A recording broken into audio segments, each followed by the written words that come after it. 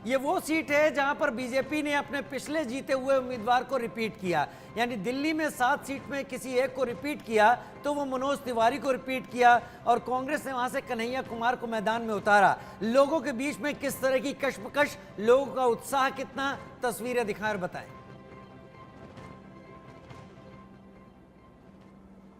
जी बिल्कुल, देखिए फिलहाल मैं उत्तर पूर्वी दिल्ली में मौजूद हूं और यहां पर 10 बार से जो सांसद रह चुके हैं मनोज तिवारी एक बार फिर से चुनाव लड़ रहे हैं और कन्हैया कुमार उनके ऑपोजिट है। ये मतदान केंद्र की तस्वीरें हम आपको दिखा रहे हैं कि किस तरीके से गर्मी जो है वो लगातार बढ़ती जा रही है, तापमान चढ़ता जा रहा है, लेकिन फिर भी लोग यहाँ पर लाइन में लगे हैं, अपने जो मतदान का एक राइट है उसको यहाँ पे कास्ट करने के लिए आए हैं। लोगों से बात करते हैं क्या कुछ बड़े मुद्दे हैं उनके इन चुनावों को लेकर। सर, आप मतदान करने के लिए आ जाए हैं, दिमाग में क्या सोच या क्या मुद्दे लेकर आए हैं?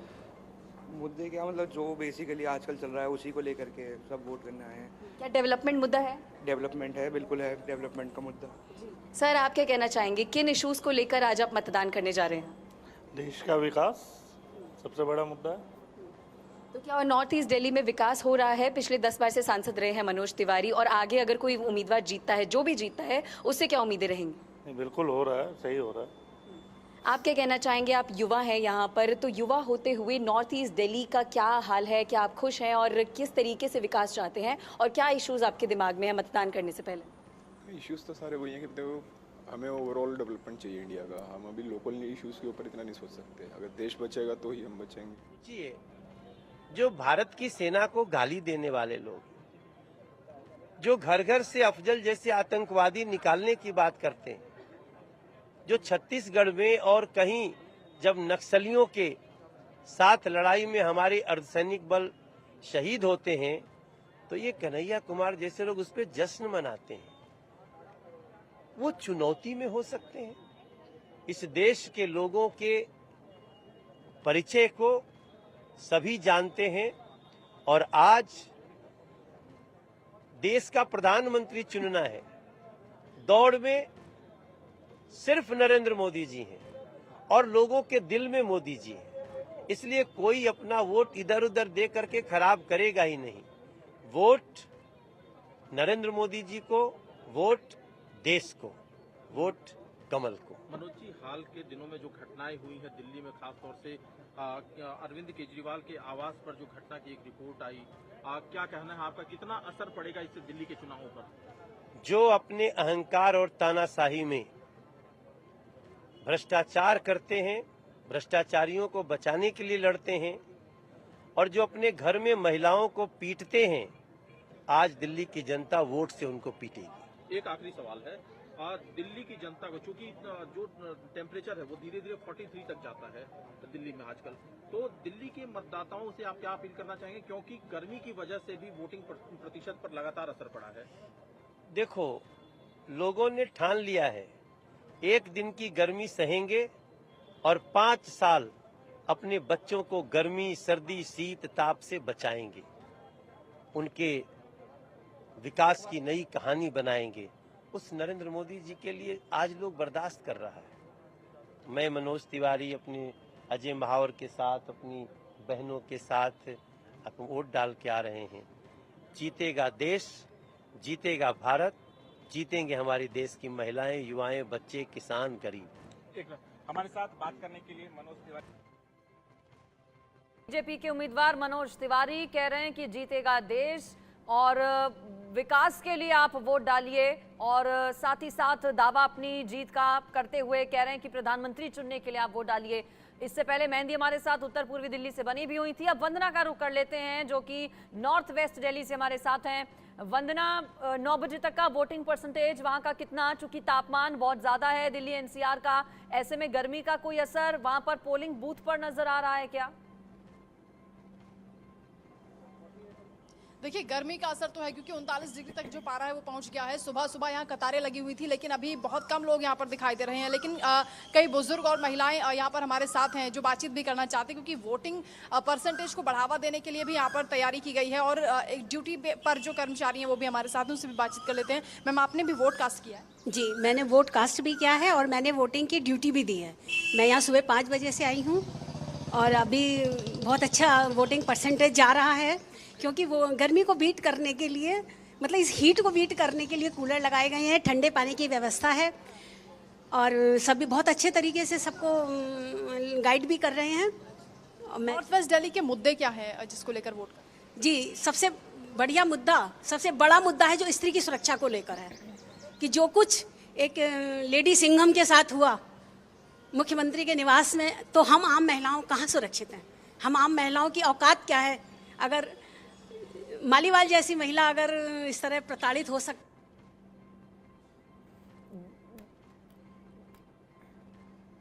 बिल्कुल, तो देखिए वंदना के साथ महिला वोटर्स कुछ मौजूद थी। दिल्ली के मुद्दे क्या हैं उस पर वंदना बातचीत महिला वोटर्स के साथ कर रही थी। 8 राज्य, महत्वपूर्ण मुकाबला जहां पर 58 सीटें। तस्वीरें आप देख रहे हैं इस वक्त, वोटिंग की तस्वीरें अलग अलग जगह से। अभी नवीन जिंदल को आप तो सुबह 9 बजे तक का वोटिंग परसेंटेज भी आपको बता रहे हैं अलग अलग राज्यों का। ओवरऑल वोटिंग परसेंटेज की अगर बात करें तो करीब 10% मतदान सुबह 9 बजे तक। हालांकि उम्मीद ये की जा रही है कि घरों से बाहर लोग आज निकले, चूंकि वीकेंड है, आज शनिवार का दिन है। मैंने पिताजी से कहा कि आपका वोट घर में डलवा देंगे। बोलते नहीं, मैं तो बूथ पे जाऊंगा। वहाँ जाने का एक उत्सव अलग ही है। तो सब लोग आएँ, सब लोग डालें। सभी पीडब्ल्यूडीज़ के लिए भी व्यवस्था की है, यूथ के लिए भी बहुत की है। तो अब पूरी कंट्री में बहुत अच्छी वोटिंग हो रही है। यानी आप जम्मू कश्मीर देखिए कितनी अच्छी वोटिंग हो रही है, आप त्रिपुरा में देखिए, बंगाल में देखिए, हर जगह में। तमिलनाडु देखा आपने, केरला देखा, कर्नाटका देखा, आंध्रा, तेलंगाना, मध्य प्रदेश, राजस्थान में किस तरह से लोग सज धज के आए हुए थे। हमारी वेबसाइट पे फ़ोटो देखिए, कितने खूबसूरत फ़ोटोज़ हैं। तो सर आप खुश वोट डाल के भी बहुत खुश है फैमिली के साथ यहाँ आकर, और दूसरा ये मौका ऐसा है कि कल सुप्रीम कोर्ट ने भी बढ़िया डिसीजन दिया था इलेक्शन कमीशन के फेवर में। इलेक्शन कमिश्नर मुख्य चुनाव आयुक्त राजीव कुमार को आप सुन रहे थे, वो बहुत पॉजिटिव थे मतदान जिस तरीके से चल रहा है उसको लेकर, और उन्होंने खुद अपने परिवार के बारे में भी बताया और अपने बारे में भी बताया। अब नवीन जिंदल जो कि बीजेपी के उम्मीदवार हैं, उनकी पत्नी शालिनी जिंदल से बात की हमारे संवाददाता ने। रही हैं बीजेपी कुरुक्षेत्र प्रत्याशी नवीन जिंदल जी की पत्नी और जानी मानी नृत्यांगिनी शालू जिंदल जी, बहुत बहुत स्वागत है आपका। कितना कॉन्फिडेंस है आज वोटिंग डे है, टीम जिंदल में, कैंप जिंदल में कितना कॉन्फिडेंस है? नहीं जी, जैसे मैंने अभी कहा कि हमने पूरा कर्म किया है, अच्छा कर्म किया है, और आशा करते हैं कि उसका फल भी मीठा ही होगा। बाकी जो फल है वो तो भगवान के हाथ में है। तो पूरी आशा के साथ हम लोग आए हैं कि महाप्रभु जी कृपा करेंगे, और हम इंटेंशन हमारा बहुत अच्छा है, सेवा करने का है, जन सेवा करने का है। तो देखिए कुरुक्षेत्र की जनता का क्या फैसला होता है। आप दिखाना चाहेंगी आज आपने अपने मत का अधिकार किया, जैसे हम देख पा रहे हैं, यू हैव जस्ट वोटेड। आपके मन में क्या मेन इश्यूज थे, क्योंकि हम यही सवाल सबसे पूछ रहे हैं? तो मेरे मन में यही इश्यूज थे कि हम लोग बहुत ज्यादा जनसेवा करना चाहते हैं कुरुक्षेत्र में स्पेशली, और नवीन जी ने जो 10 साल जब सांसद थे यहाँ पर 2004 से लेकर 2014 तक, तब बहुत सारे जनसेवा। हमारे साथ बातचीत करने के लिए जिंदल ग्रुप की चेयरपर्सन और हरियाणा सरकार में पूर्व मंत्री रही सावित्री जिंदल हैं, जिन्होंने वोट कास्ट किया है। मैम, आपने वोट डाल दिया है, क्या अपील करेंगे और लोगों से? मैं सभी लोगों से यही अपील करूँ कि आज सब लोग ज़्यादा से ज़्यादा मतदान करें, क्योंकि किसी को अपना मतदान का हक नहीं छोड़ना चाहिए। मतदान करना बहुत ज़रूरी है, सबका हक है, सबको डालना चाहिए।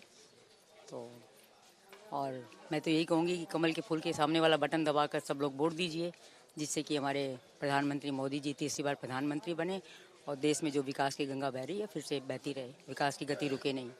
हिसार और हरियाणा में क्या माहौल है? हिसार और हरियाणा में बहुत अच्छा माहौल है। सभी लोग चाहते हैं कि बीजेपी की सरकार फिर से आए, मोदी जी फिर से प्रधानमंत्री बने। तो मोदी जी को प्रधानमंत्री बनाने के लिए सारे लोग लगे हुए हैं कि मोदी जी प्रधानमंत्री बने, और जो भी काम कोई भी रुके हुए हैं, मतलब जो विकास के काम हैं, तो और ज़्यादा तेज गति से हों। क्योंकि आप पहले कांग्रेस में भी रह चुकी हैं, राहुल गांधी लगातार अटैक कर रहे हैं, संविधान बचाने की लड़ाई, आरक्षण की बात कर रहे हैं, क्या कहेंगे? देखिए, मैं तो एक ही बात कहूँगी कि जो विकास हो रहे हैं, विकास होते रहने चाहिए। तो खास आप मेहमान हमारे साथ जुड़ रहे हैं, जैसा कि हमारी सहयोगी बता रही हैं इस वक्त अंजलि। धनंजय गिरी हमारे साथ बीजेपी से जुड़ रहे हैं। एक एक करके हम सबका यहाँ पर संबोधन सबको करेंगे और सबसे सवाल लेंगे। धनंजय जी, छठे चरण का मतदान चल रहा है, आपकी उम्मीदें पूरी हो रही हैं? लोगों का उत्साह समझ में आ रहा है? देखिए, नरेंद्र मोदी जैसे कर्मवीर, सत्यवीर, धर्मवीर, सुरवीर के नेतृत्व में भारत की जनता ये कह रही है कि नहीं, तीसरी बार ही नहीं, लगातार बार बार हर बार भाजपा सरकार। ये तीसरी बार ये है कि पिछली बार से ज्यादा मतों से हम जीते, ज्यादा रिकॉर्ड वोटों से जीते। इस बार के चुनाव में हम 400 पार जाएं। नरेंद्र मोदी की नेशन के नैया की खवैया नरेंद्र मोदी के नेतृत्व में नेशन निरंतर जो नई ऊंचाइयां छू रहा है, उसके लिए इस देश की जनता बारंबार लगातार वोट कर रही है। और भारतीय जनता पार्टी और भारत की जनता का आपस में चीनी पानी की तरह जो सम्मिश्रण हुआ है, जो घोल बना है, जिस तरह से हम लोग लगातार जनता के बीच रहकर जनता के काम कर रहे हैं, क्योंकि हम कोई चांदी का चम्मच लेकर पैदा हुए नहीं और चमचों के बीच पले बड़े नहीं है कि हमें जा करके समझ में आए कि पिछली 5 पीढ़ियों ने अन्याय किया है। अब तो राहुल गांधी ने भी मान लिया है कि कांग्रेस ने 5 पीढ़ियों से जो अन्याय किया है इस देश को, ओबीसी के साथ, दलितों के साथ, शोषितों के साथ, आदिवासियों के साथ, उनको आत्मज्ञान हुआ, 2 दिन पहले उनको बोध हुआ था। ठीक है, त्यागी जी के पास जाते हैं कांग्रेस पार्टी से। त्यागी जी हमारे साथ हैं। त्यागी जी, छठे चरण में पिछले बार तो एक भी सीट नहीं गई थी, खोने के लिए तो कुछ भी नहीं है, क्या लग रहा है इस बार 1-2 सीटें निकाल पाएंगे क्या? सबसे पहले तो मैं आप जितने भी, जहाँ पे भी इलेक्शन आज है, जहाँ पे भी मतदान है आज जिन सीटों पे, वहां के वोटरों से अपील करना चाहूंगा कि ज्यादा से ज्यादा नंबरों में, ठीक है आज बहुत ज्यादा गर्मी है, आप कांटेक्ट कीजिए जितने भी बूथ एजेंट्स है कांग्रेस के, वो आपको पूरी सुविधा देंगे। बेहतर अपील, अच्छी अपील है आपकी। ज्यादा से ज्यादा वोटों में आप संख्या में जाइए और आज जाके वोट कीजिए, अपने मत का अधिकार का इस्तेमाल कीजिए। आज शनिवार भी है, ज्यादातर लोगों की छुट्टी भी होगी, तो बैठिए मत और निकल के वोट कीजिए। दूसरी बात देखिए, ये जो पूरा आज अब जो चुनाव लड़ा जाएगा हरियाणा और दिल्ली में, उसमें आप देखेंगे कि कांग्रेस बहुत बेहतर परफॉर्मेंस करने वाली है, क्योंकि हमने जो मुद्दे उठाए हैं इस समय दिल्ली में और हरियाणा में, वो धरातल के मुद्दे हैं, वो युवाओं से जुड़े हुए मुद्दे हैं, वो किसानों से जुड़े हुए मुद्दे हैं, वो महिलाओं से जुड़े हुए मुद्दे हैं। आप देखिए, अग्निवीर एक बहुत बड़ा मुद्दा है हरियाणा में, उसको हमने उठाया और उसको खत्म करने का हमने प्रण लिया है जब हमारी सरकार 4 जून को बनेगी। उसके बाद जो है किसानों की अगर बात की जाए तो 700 किसान शहीद हो गए देश के बॉर्डर पे, दिल्ली और हरियाणा के बॉर्डरों पे। और आप उन किसानों की अगर बात करें तो जब आप वोट देने जाएं, मैं देश की जनता से अपील करता हूं तो उन किसानों को भी याद करके जाइएगा। अब आइए एक बहुत महत्वपूर्ण सीट का मैं आपको यहाँ पे बात करना चाहता हूँ, जो कि है भगवान जगन्नाथ की नगरी पुरी की सीट, जहाँ पे ये बता दिया गया संबित पात्रा जी के द्वारा, भारतीय जनता पार्टी के राष्ट्रीय प्रवक्ता हैं, उनके द्वारा ये बता दिया गया कि भगवान जगन्नाथ प्रधानमंत्री मोदी के भक्त हैं, तो वहां भगवान जगन्नाथ अपने पूरे प्रकोप के साथ आप देखिएगा भारतीय जनता पार्टी को ध्वस्त करने का आशीर्वाद। चलिए हम देखेंगे ये प्रकोप कितना आता है। धनंजय जी बता देंगे। देखिएगा नारायण जी आपके सहयोगी हैं, नारायण जी भी हमारे साथ जुड़े हुए हैं। नारायण जी, आज जो मतदान हो रहा है, पिछले कुछ दिनों से जो मतदान हो रहा है, खासतौर पर आज छठे चरण का मतदान आपकी उम्मीदों को कितना पूरा करता हुआ दिखाई पड़ रहा है? जी बहुत बहुत नमस्कार, मेरा नाम निवान शर्मा है। मैं क्षमा चाहता हूँ, क्षमा चाहता हूँ शर्मा जी। जी देखिए, और मैं आज जो लोकतंत्र का इतना बड़ा महापर्व है उसकी सबको बधाई देता हूँ और सबको अपील करता हूँ कि आप जाइए और वोट करिए। और जो माहौल है वो शानदार माहौल है, अकल्पनीय माहौल है आज देश में। आज जहां जहां वोटिंग हो रही है, मैं आपको ये कह सकता हूँ कि बदलाव के लिए वोट डाला जा रहा है। आज लोगों ने ये ठान लिया है। देखिए, आप केवल कुछ गिने चुने लोग हैं जो वोकल हैं इस चुनाव में, लेकिन 90% से ज्यादा वोटर जो है वो साइलेंट है। जो साइलेंट वोटर है वो डिसाइसिव वोटर है, वो डिसाइड करेगा कि देश का भविष्य क्या है।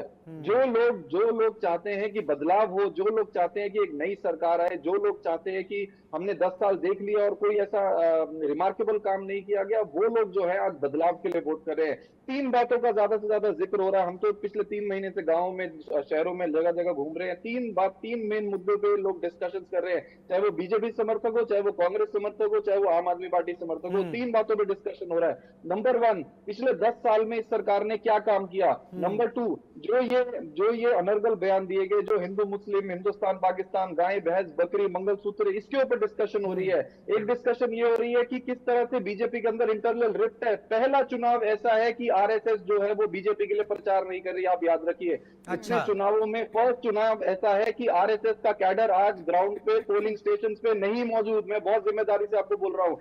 और तीसरी लास्ट चीज, जो संविधान खतरे में है, जो तानाशाही हो रही है, जिस तरह से ऑपोजिशन लीडर्स के साथ किया गया, जेल में डाला गया, आज इन 3 मुद्दों के ऊपर जो है वो चुनाव लड़ा जा रहा है। सच और झूठ के बीच की लड़ाई है। मुझे पूरी उम्मीद है कि जनता जो है वो सच का साथ देगी, जनता उज्जवल भविष्य के लिए वोट करेगी। धनंजय जी के पास जाते हैं। निवान जी कह रहे हैं कि संविधान खतरे में है। कांग्रेस पार्टी, धनंजय जी विपक्ष के नेता तो ही कहते हैं कि संविधान बदलने के लिए आप वोट डालिए, हम आए तो संविधान को ही बदल देंगे। देखिए कैसा है ना कि भारत नहीं, दुनिया के लोकतंत्र में सबसे ज्यादा लिखित माफीनामा मांगने का अगर किसी के नाम से रिकॉर्ड है तो उनका नाम है अरविंद केजरीवाल। अरविंद केजरीवाल ने लोकतंत्र में लोक लाज को किनारे रख दिया है। जेल जाकर के जो व्यक्ति इतनी हठधर्मिता है कि जो आप बताइए इस देश की राजनीति में केजरीवाल ने किस पर आरोप नहीं लगाया। केजरीवाल ने कहा कि कांग्रेस से बड़ा करप्ट कोई है ही नहीं, सोनिया गांधी को जेल डाल दो। कांग्रेस के तमाम नेताओं की लिस्ट जारी की कि ये सारे के सारे भ्रष्ट है।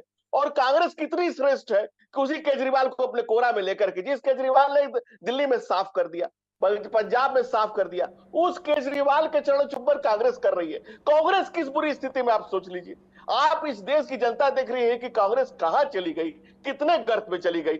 और पीढ़ियों से किए गए पाप से पर्दा हटा के राहुल गांधी ने कांग्रेस को और भी बेपर्दा कर दिया है। और केजरीवाल ने लोकतंत्र को छोड़ा कहां है। लोकतंत्र कोई चीज है, जिस दिन से आम आदमी पार्टी का गठन हुआ उस दिन से आज तक धनंजय जी ये बैशिंग चलती रहेगी। आज वोटिंग चल रही है।